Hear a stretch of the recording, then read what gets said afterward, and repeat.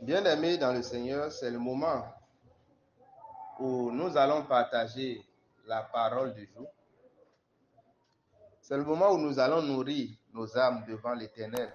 Car ce n'est pas seulement la nourriture qui garde l'homme, mais la parole de Dieu aussi garde la vie de l'homme et accorde la vie en abondance à l'homme. Alors, où que tu sois en ce moment, je vais t'inviter à mettre ta main sur le cœur et nous allons prier l'Éternel afin qu'il dispose nos cœurs à sa parole. Père tout-puissant, éternel des armées, pendant que je prie au Saint des Saints, étends, Seigneur, ta droite puissante sur nos vies, sur les cœurs, ô éternel des armées. Dispose, ô Père céleste, Père tout-puissant, les cœurs, ô éternel des armées, afin, Seigneur, que nous puissions, Papa Yahvé, recevoir, Seigneur éternel des armées, ta parole. Ta parole dans nos cœurs comme une semence qui porte fruit, ô éternel des armées. Comme une semence qui porte fruit et qui porte fruit en abondance au sein des saints. Seigneur, que nous ne soyons pas des auditeurs oubliés, mais que par ton Saint-Esprit, tu puisses développer, Seigneur, le message dans notre cœur et amener cela à maturité, Seigneur, que cela porte fruit en abondance, Père, au nom suprême de Jésus-Christ de Nazareth. Amen, amen, amen. Alléluia. Alors, nous avons commencé à développer un thème depuis quelques jours. Le thème s'intitule « Yahvé le seul Dieu ». Yahvé le seul sauveur. Yahvé le seul sauveur. Le sous-thème de ce jour s'intitule « La Pâque, l'accomplissement de l'alliance de Yahvé avec les hommes ». Pâque, l'accomplissement de l'alliance de Yahvé avec les hommes.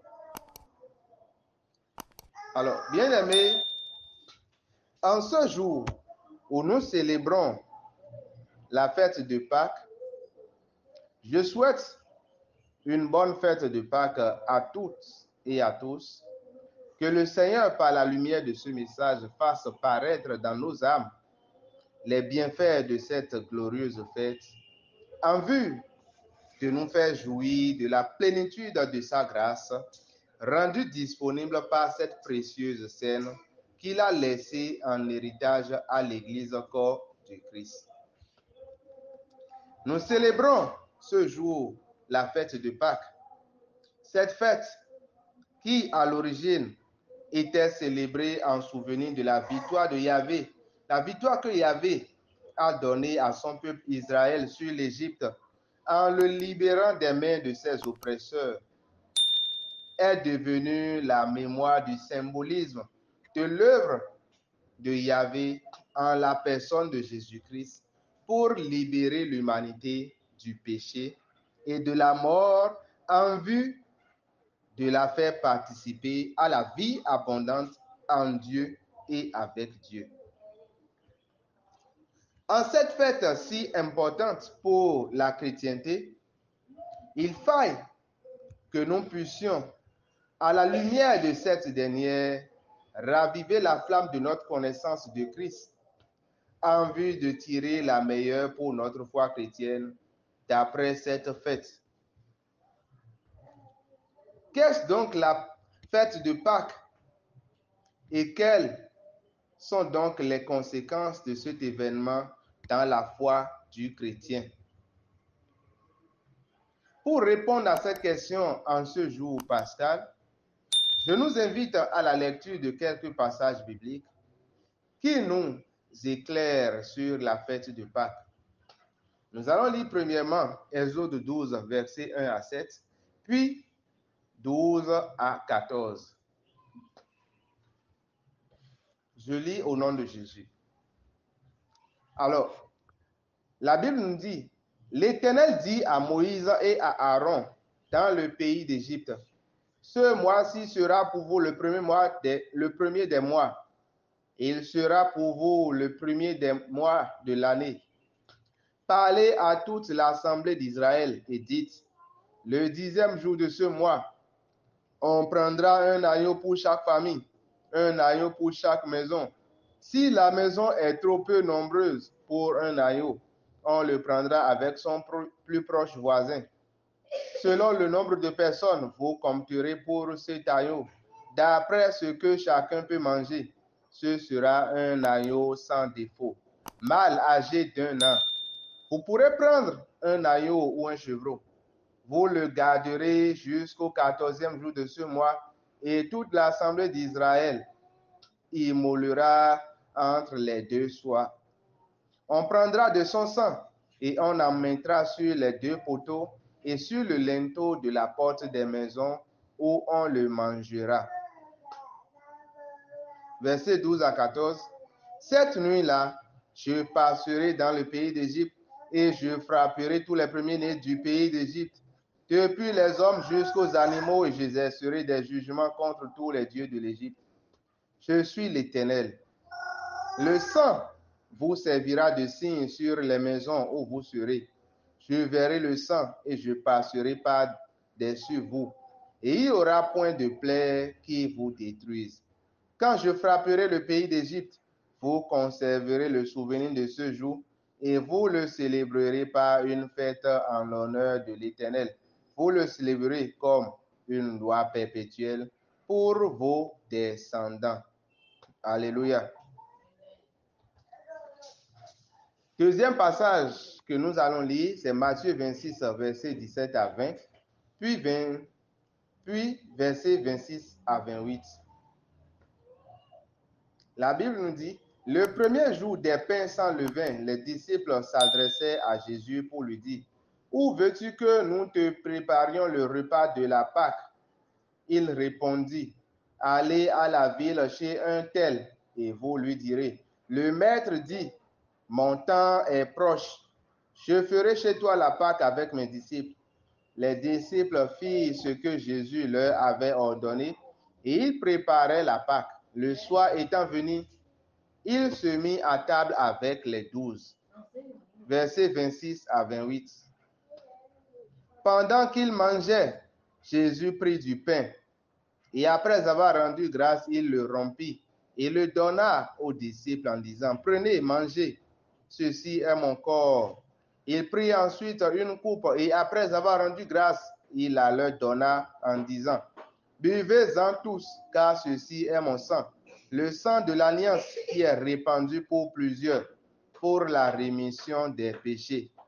La même scène est exposée dans le livre de Luc 22, du 9 à 20.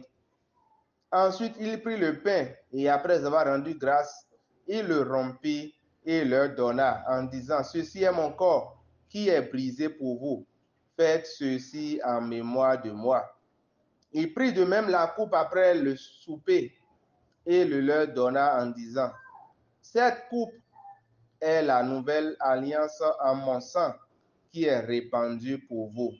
Alléluia. Telle est la parole de l'Éternel. Alors, dans ce dernier passage, il précise, faites ceci en mémoire de moi. Une nouvelle ère s'ouvre, en effet, ou plutôt qu'Israël puisse célébrer son exode, c'est désormais les croyants qui célèbrent l'œuvre que Christ a accomplie pour eux en offrant son corps et son sang en sacrifice, étant comme un agneau parfait, sans défaut, en vue de les délivrer du joug du péché et les rendant éligibles à participer à la vie avec Dieu et d'échapper à la mort. Cette scène a en effet des conséquences considérables dans la vie de chaque croyant, et si seulement la lumière nous est accordée pour saisir les vérités qui y sont rattachées, nous allons en effet énumérer quelques vérités rattachées à cette œuvre extraordinaire que le Christ a accomplie pour les croyants. Alors, le premier point que j'aimerais que nous puissions examiner dans cette œuvre, c'est que la Pâque marque la victoire des croyants sur le péché et par conséquent sur la mort. La Bible nous dit dans Romains 6, verset 23, « Car le salaire du péché, c'est la mort, mais le don gratuit de Dieu, c'est la vie éternelle en Jésus-Christ notre Seigneur. » Or, Christ nous dit que le sang est versé pour la rémission des péchés. Il appuie cette vérité en disant « Je suis la résurrection et la vie. Celui qui croit en moi vivra, et quand il sera mort, même quand il sera mort. Et quiconque vit et croit en moi ne mourra jamais. » Jean 11, verset 25 à 26. Voilà donc une première vérité que chaque croyant doit saisir dans son cœur et méditer là-dessus jour et nuit. Cette seule vérité est l'élément central de la victoire intégrale du chrétien dans le monde, dans tous les domaines de sa vie. C'est cette victoire aussi qui garantit au chrétien qu'il a une vie même quand il sera mort. Car Christ a payé le prix à la croix. En versant son sang pour nous, il a payé un prix extraordinaire. Alors, si nous rapportons ce prix payé dans notre vie du quotidien, dans le domaine de la santé, nous avons la victoire sur la maladie. La maladie, quelle que soit sa source, a une seule finalité, c'est la mort. Et la Pâque nous montre la victoire de Christ sur la mort. En plus, la Bible nous dit, lui qui a porté lui-même nos péchés en son corps sur le bois, afin que morts au péché, nous vivions pour la justice, lui par les maîtrissures duquel nous avons été guéris. Ça, c'est le passage de 1 Pierre 2, verset 24. Donc, bien-aimés dans le Seigneur, avec la connaissance et la méditation de cette vérité de la Pâque, nous pouvons amener dans la réalité de nos vies la santé. C'est pourquoi je prie que la victoire de Christ sur la mort te donne de vivre en santé à partir de maintenant, au nom suprême de Jésus-Christ de Nazareth.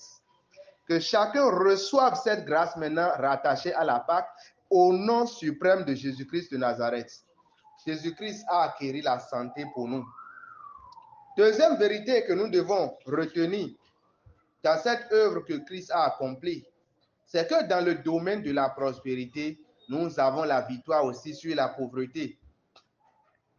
La pauvreté est aussi un agent exécutant de la mort. Et la Pâque nous montre la victoire de Christ sur la mort. 2 Corinthiens 8, verset 9 nous dit, « Car vous connaissez la grâce de notre Seigneur Jésus-Christ, qui pour vous s'est fait pauvre, de riche qu'il était, afin que par sa pauvreté, vous fussiez enrichis. » Alléluia. Avec la connaissance et la méditation de cette vérité de la Pâque, nous pouvons amener dans la réalité de nos vies la prospérité.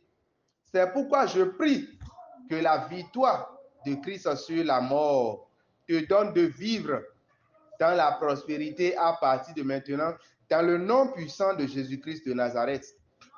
Ce sera le cas à partir de maintenant, à moins que toi-même tu décides de vivre dans la mort en choisissant l'inactivité de tes mains. Car l'Éternel bénira les œuvres de tes mains. Troisième vérité que nous pouvons retenir.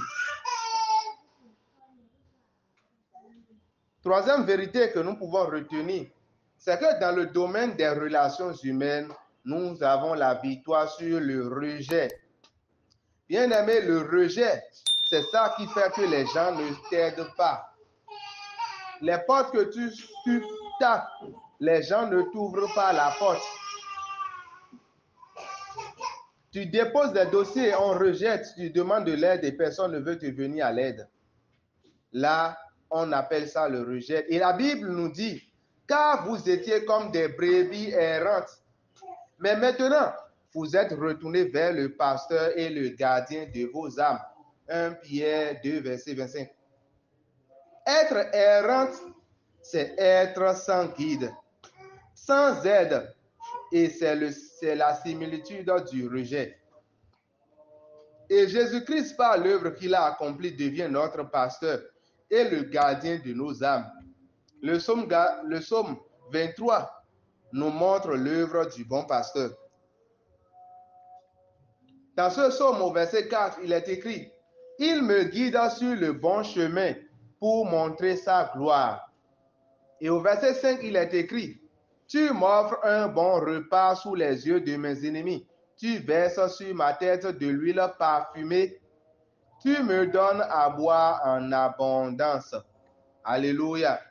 En effet, avec la connaissance et la méditation de cette vérité de la Pâque, nous pouvons amener dans la réalité de nos vies la faveur.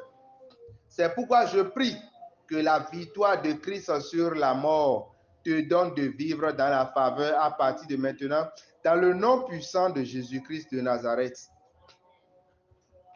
Le deuxième point que j'aimerais que nous puissions aborder dans cette vérité, c'est que l'œuvre de la Pâque n'est pas pour tout le monde.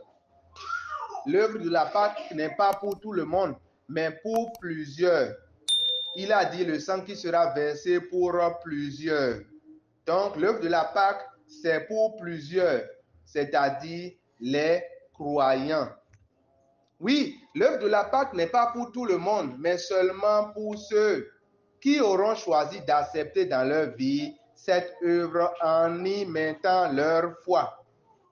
Jean 3, verset 16 nous dit, dans la Bible Parole vivante, version Parole vivante, ce passage nous dit, oui, Dieu a tellement aimé le monde qu'il a donné son Fils unique. Ainsi, tous ceux qui croient en lui ne se perdront pas loin de Dieu, mais ils vivront avec lui pour toujours. Donc, c'est tous ceux qui croient en lui. Alors, c'est l'occasion pour toi d'être dans l'alliance de Dieu par le sang qui est célébré en ce jour en acceptant Jésus-Christ dans ta vie comme ton Seigneur et ton Sauveur. Si tu l'as déjà fait, alors félicitations. Prends juste conscience des vérités rattachées à cette œuvre. Médite cette parole jour et nuit et tu verras, bien-aimé, les bénédictions rattachées à cela être manifestes dans ta vie. Alléluia. Troisième vérité que j'aimerais que nous puissions souligner, c'est que la Pâque scelle entre Dieu et l'humanité l'alliance par laquelle Dieu a accompli tout pour l'homme. Dieu a accompli tout pour l'homme. Cette scène est une représentation prophétique de ce que Jésus allait accomplir sur la croix. C'est ainsi qu'à la dernière seconde de son agonie sur la croix, le Seigneur fait la déclaration « Tout est accompli ». Nous trouverons cela dans Jean 19, verset 30. Cette déclaration atteste non seulement que désormais nous sommes bénis de toutes sortes de bénédictions en Christ Jésus, mais aussi montre que s'achève là, sur la croix avec Jésus-Christ, un long processus qui a été déclenché depuis longtemps. L'alliance jurée à Abraham. Dans les enseignements précédents de cette série, nous avons vu comment Dieu a rencontré Abraham. Il lui dit, « Marche devant ma face et sois intègre. J'établirai mon alliance entre moi et toi et je te multiplierai à l'infini. » Genèse 17, versets 1 et 2. À la suite, la Bible nous dit dans Genèse 22, versets 1 et 3, puis 11 à 13. Aussi, 15 à 18, je lis, « Après ces choses, Dieu mit Abraham à l'épreuve et lui dit, « Abraham » et il répondit, « Me voici. » Dieu dit, « Prends ton fils, ton unique, celui que tu aimes, Isaac, va-t'en au pays de Morija, et là offre-le en holocauste sur l'un des montagnes que je te dirai. » Abraham se leva de bon matin, sella son âne, et prit avec lui 2 serviteurs et son fils Isaac. Il fendit du bois pour l'holocauste et partit pour aller au lieu que Dieu lui avait dit. Alors l'ange de l'Éternel l'appela des cieux et dit, « Abraham, Abraham. » Et il répondit, me voici. L'ange de l'Éternel dit, n'avance pas ta main sur l'enfant et ne lui fais rien, car je sais maintenant que tu crains Dieu et que tu ne m'as pas refusé ton fils, ton unique. Abraham leva les yeux et vit derrière lui un bélier retenu dans un buisson par les cornes, et Abraham alla prendre le bélier et l'offrit en holocauste à la place de son fils. L'ange de l'Éternel appela une seconde fois Abraham des cieux et dit, je le jure par moi-même, parole de l'Éternel, parce que tu as fait cela et que tu n'as pas refusé ton fils, ton unique, je te bénirai et je multiplierai ta postérité, comme les étoiles du ciel et comme le sable qui est sur le bord de la mer. Et ta prospérité possédera la porte de ses ennemis. Toutes les ennemis de la terre, toutes les nations de la terre du seront bénies en ta postérité, parce que tu as obéi à ma voix. Alors, l'autre leçon que nous devons retenir pour notre foi chrétienne, c'est que Dieu, pour s'assurer de notre sérieux vis-à-vis de l'alliance, peut mettre notre foi à l'épreuve. Il peut mettre notre foi à l'épreuve parce que lui, il a tout accompli. Il est allé jusqu'à se sacrifier à la montagne de Golgotha pour nous. Il a versé son sang, il a rendu l'alliance disponible. Et nous, tout ce que nous avons à faire, c'est d'exprimer notre foi pour rentrer dans cette alliance. Alors, tel que la chose est tellement simple, il faille que Dieu s'assure que nous sommes sérieux dans cette alliance. C'est ainsi que Jésus dit, si quelqu'un veut venir après moi, qu'il renonce à lui-même, qu'il se charge de sa croix et qu'il me suive. Nous lisons cela dans Matthieu 16, verset 24. En Christ Jésus, nous avons tout par l'alliance que Yahvé a rendue disponible. Mais beaucoup d'entre nous échouent parce que quand il s'agit de renoncer à nous-mêmes, c'est-à-dire abandonner à cause de Christ ce que nous avons de plus cher, là, nous manquons de foi.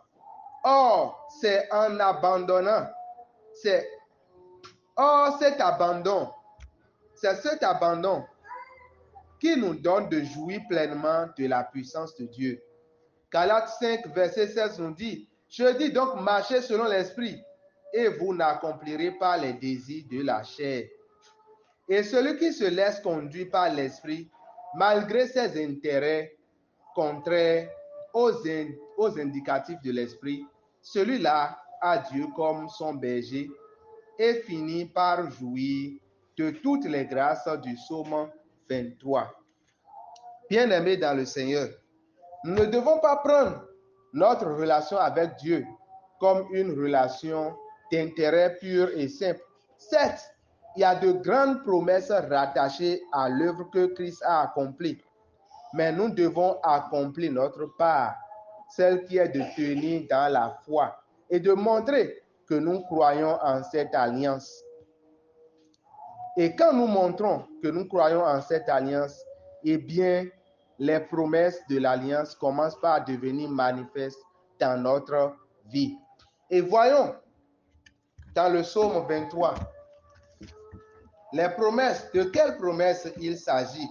Quand le Seigneur devient notre berger, quand le bon berger devient notre conducteur, voyons les bénéfices qui sont rattachés à cette œuvre bien-aimée dans le Seigneur. Alléluia.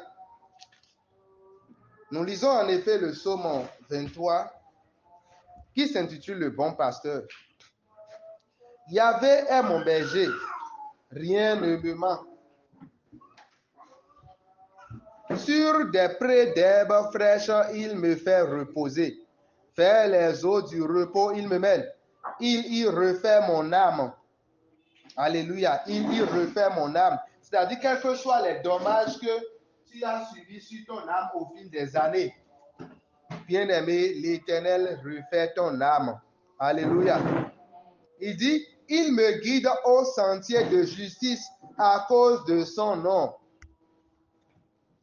Passerai-je un ravin? C'est-à-dire quoi? Si tu te laisses conduire par l'Esprit du Seigneur au détriment de ton intérêt personnel, même si ça va à l'encontre de tes intérêts, si tu écoutes la voix de l'Esprit et que tu marches selon la voix de l'Esprit, il te conduira, il va te guider au sentier de justice. C'est-à-dire, tu ne vas pas faire des choses qui vont te condamner pour que tu puisses subir des punitions. Il dit, passerai-je un ravin de ténèbres? Je ne crains aucun mal, car tu es près de moi. Ton bâton, ta roulette sont là, qui me consolent. Alléluia. Le ravin des ténèbres, ce sont les difficultés que nous pouvons vivre. C'est aussi parfois les moments que nous pouvons passer dans notre sommeil, où nous pouvons subir toutes sortes d'attaques. Il dit, le slamiste dit quoi? Je ne crains aucun mal, car tu es près de moi. Et la suite du psaume, il dit quoi dans le verset 5? Devant moi, tu apprêtes une table face à mes adversaires. D'une onction, tu me parfumes la tête. Ma coupe déborde. Alléluia. Ici, le passage nous parle de domination. Il apprête une table entre mes adversaires et moi. C'est-à-dire, quels que soient les adversaires que tu auras, tu n'auras rien à craindre, bien-aimé dans le Seigneur. Car l'Éternel lui-même va placer une table entre toi et lui. Et devant tes adversaires, il va te oindre d'une huile d'onction, de parfum. Cela veut dire que quoi? Quand on est parfumé, on est apprécié. Quand on est parfumé, on attire les bons regards. Quand on est parfumé, on est apprécié. C'est pour, et avec cette onction d'huile, tu ne subis plus de rejet. Et il dit ici que ma coupe déborde. Dans la coupe bien-aimée, c'est servi le vin. Le vin qui représente toujours l'Esprit de Dieu et qui peut aussi être la possession matérielle. Il dit qu'il sert sa coupe et sa coupe déborde. Donc, bien-aimé, quand l'Éternel devient ton bon berger, eh bien, tu jouis de toutes ces bénédictions. Oui, la grâce et bonheur me pressent tous les jours de ma vie. Ma demeure est la maison de Yahvé en longueur des jours. Dans ce passage, nous voyons la grâce et le bonheur me pressent tous les jours de ma vie. Alléluia. La grâce et le bonheur me pressent tous les jours de ma vie. Et il dit ici quoi? Ma demeure est la maison de Yahvé. Qu'est-ce que nous cherchons dans l'alliance de Yahvé? C'est la grâce et le bonheur. C'est la grâce et le bonheur que nous recherchons. Et il dit que ma demeure est la maison de Yahvé. Quand on dit que la demeure est la maison de Yahvé, il parle de la présence de Dieu. Il parle de la vie avec Dieu. C'est cette promesse que nous avons lue dans Jean 3, verset 16, que nous aurons la vie avec Dieu pour toujours. Cela veut dire que quoi, bien-aimé? Laissons-nous, prenons conscience de l'œuvre que Christ a accomplie et laissons-nous conduire par son esprit. Quelles que soient les difficultés, laissons-nous conduire par son esprit. Si son esprit nous indique d'aller à gauche, nous allons à gauche. D'aller à droite, nous allons à droite. Si son esprit nous conduit, eh bien, nous serons en effet être conduits par le bon pasteur et nous jouirons pleinement de toutes les clauses de l'alliance de Yahvé pour l'humanité. Demeurez bénis dans le nom puissant de Jésus. Que Dieu bénisse nos âmes. Bien-aimés, commence à rendre grâce à l'Éternel pour ce message que nous venons de recevoir. Rendre grâce à l'Éternel, c'est sur ces paroles que nous arrêtons le message de ce jour. Oui, commence à rendre grâce à l'Éternel pour ce message, pour les lumières qui ont été relâchées en un bout de temps. Rends grâce à l'Éternel pour ce message. Dis-lui merci et demande au Saint-Esprit de continuer à développer ce thème dans ton cœur, de continuer à développer la lumière de ce message dans ton cœur, afin que tu puisses saisir au-delà des vérités exposées, tu puisses saisir au-delà des paroles relâchées, ce que l'Esprit porte pour toi comme message et porte pour toi comme bénédiction. Demande au Saint-Esprit de détailler davantage ce message pour toi, bien-aimé. Prie l'Éternel des armées, prie. Dis-lui de t'éclairer davantage. Prie. Et que le Seigneur t'exauce Dans le nom suprême de Jésus-Christ de Nazareth, je déclare sur la vie de chacun d'entre nous. Je déclare sur ta vie, ô bien-aimé, qu'à partir de maintenant, par la lumière de ce message, l'Éternel Dieu te conduira dans de verts pâturages. Il te fera jouir de toutes les bénédictions, des bénédictions rattachées à cette alliance qu'il a scellée par son précieux sang et par son corps brisé pour toi. Dans le nom suprême de Jésus-Christ de Nazareth. Amen. Amen. Amen.